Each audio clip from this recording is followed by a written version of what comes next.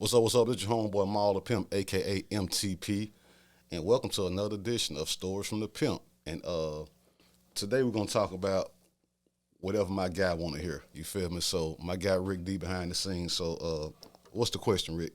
All right, so out of the list of everything you gave me, I want you to give them some game. Free game that you normally charge for. Okay.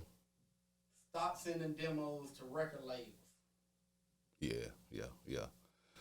Uh, Stops and demos to record labels and instead build relationships. And now keep in mind, that right there is game I was giving back in the day. Now with this new age of music and the way the shit going now, you don't send demos in no more because people don't do CDs and shit like that. You follow what I'm saying?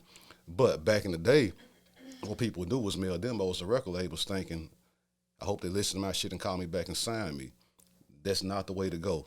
And I found that out when I first moved to New Orleans and got with Chopper City Records. When I first came to New Orleans, man, we had a box of about 3,000 demos. They got sent into the office that they just take and just throw to the side, basically. You follow what I'm saying? So, 3,000 artists that sent that, I know they think I just sent my shit to BG, to Chopper City, man. I hope they listen to my shit. That's not going to happen. You follow what I'm saying? They going to take that motherfucker and use it as a fridge and throw that bitch to the side. Now, when I came to the office, me being an artist, what I would do is I would go through the demos and see what stood out to me. And what usually stood out was people who had the artwork done, who had shit professionally pressed up and all of those shit. So I would take that and I would listen to it myself. But under no circumstance we going to consider signing anybody. You follow what I'm saying? And then another thing, which fits today's generation, what I would tell artists also back in the day, when you see celebrities out on the road, these rappers and shit, it's cool to walk up and take a picture and all that. I get that. You follow what I'm saying? Do that. I've done the same shit. But do not try to give the artist your demo. All he's gonna do is get in the van or get in the Sprinter van or get on the tour bus and leave that motherfucker right there. It's not gonna get listened to. You follow what I'm saying?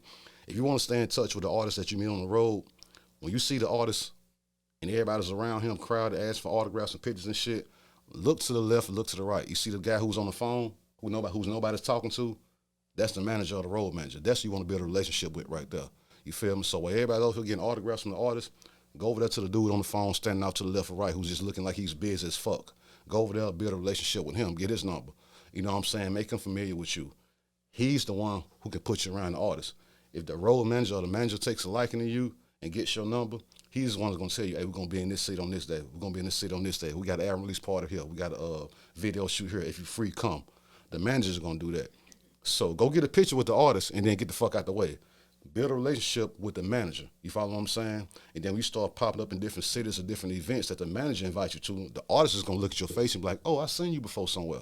You follow what I'm saying? And if you're really on your shit, you're gonna start popping up in different places and your face is gonna become familiar with the artist. Once you become familiar with the artist and you build a relationship with the manager, then ask for a favor. You follow what I'm saying?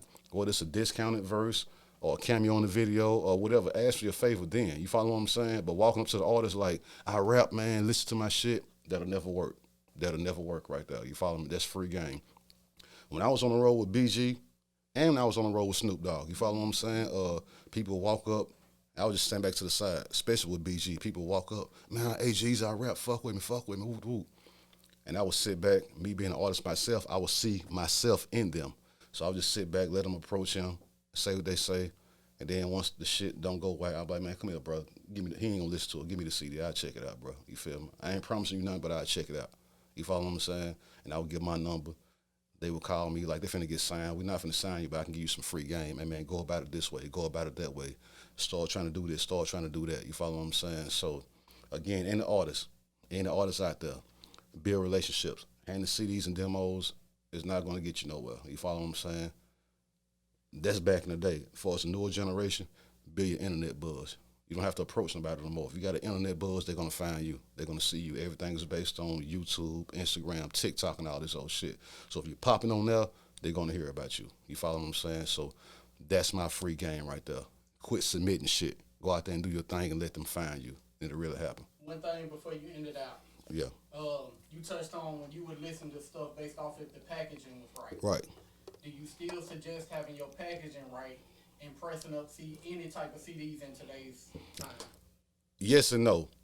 No meaning because right now the people not listening to CDs anymore. So if you walk from somebody with a CD that's professionally packaged the right way, and hand it to them, the first thing they're gonna say is, "Man, I only got a CD player. What the fuck I'm gonna do with that?" You follow what I'm saying? But back in the day, yes, and the reason I say back in the day because back in the day, people press up, get CDs and record and write on it with a Sharpie. You follow what I'm saying? So somebody hand you a CD with a Sharpie on it, and then somebody hand you a CD that's professional package with the insert pressed up with actual real print on the CD. You're gonna listen to that first. And with that being said, not jumping off subject, that's what got me in the door with Dave Aaron, Snoop Dogg's engineer. You follow what I'm saying? Everybody from the MTSU campus, they had us send out music to LA. Well, they had us turn their music to the campus to send out to LA. You follow what I'm saying? So Dave can listen to. Out of all the 500, 600 CDs he got from people on campus, he picked me to work with. You know why he picked me, Rick? You know what he said to me? Yours was the only one that was professionally packaged and pressed up. So I grabbed it. I didn't even listen to everything. I guess I grabbed yours because it was professionally packaged and pressed up. You follow what I'm saying? So that made me want to work with you. So that goes back to image and presence as a motherfucker right there. You follow what I'm saying?